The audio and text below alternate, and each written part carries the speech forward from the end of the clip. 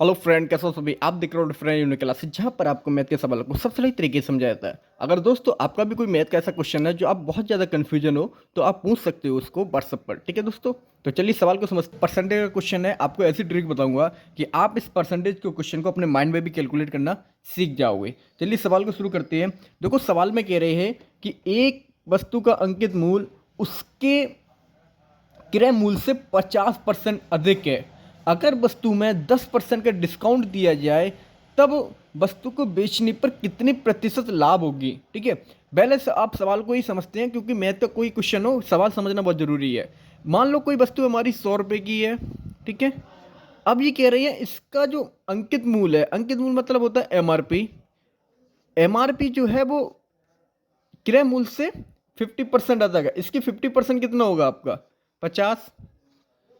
फिर से समझ लो सवाल को। सवाल में कह रहे हैं कि अंकित मूल्य क्रय मूल्य से 50% अधिक है। तो हमने माना क्रय मूल्य है इसका 100। ठीक है, तो 50% अधिक होगा, कितना हो गया आपका 150। ये क्या निकल के आया इसका अंकित मूल्य एमआरपी। ठीक है, और ये आपका था क्रय मूल्य। अब ये कह रही है अगर इस पर 10% डिस्काउंट दिया जाए, आप 10% डिस्काउंट दे दो, कितना बचेगा ये 150 के 10%। दोस्तों 10% की ट्रिक होती है, सिंपल सा एक जीरो कम कर दो तो आपके बच्चे हैं कितने 15। तो 15 माइनस करोगे तो आपका आएगा दोस्तों 135। ठीक है, तो हमारी सेल कितने की हुई है, सेल प्राइस सेल कितने की हुई है आपकी 135 की, और वस्तु का क्रय मूल्य कितना था 100। तो आप बताइए मुझे कि वस्तु का आपका क्रय मूल्य तो 100 था, लेकिन सेल कितने में हुआ 135 में, कितने परसेंट ज़्यादा हुआ है। पहले तो आप ये देखो कितने परसेंट है, क्योंकि आपसे पूछ कह रहे हैं कितने परसेंट है ना, 35 रुपये ज़्यादा सेल हुआ ना।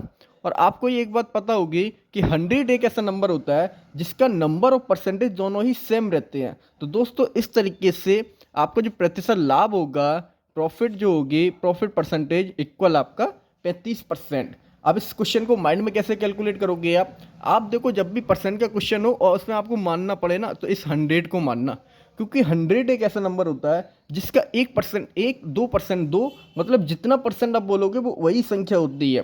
तो हमने माना कि कितना है उसका क्रय मूल्य 100%। ठीक है, 100% हमने मान लिया, और उसमें आपने क्या किया 50% ऐड कर दिया। 100 का 50% कितना होगा 50, आपके हो गए 150।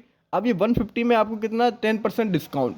अब जो 10% कट होगा ना वो 150 का कट होगा। तो इस तरीके से जो आंसर आएगा वो दोस्तों आएगा 135 135, क्योंकि 150 150 का 10% होगा आपका 15। सिंपल से एक जीरो कम कर दो, ये होता है 10% की ट्रिक।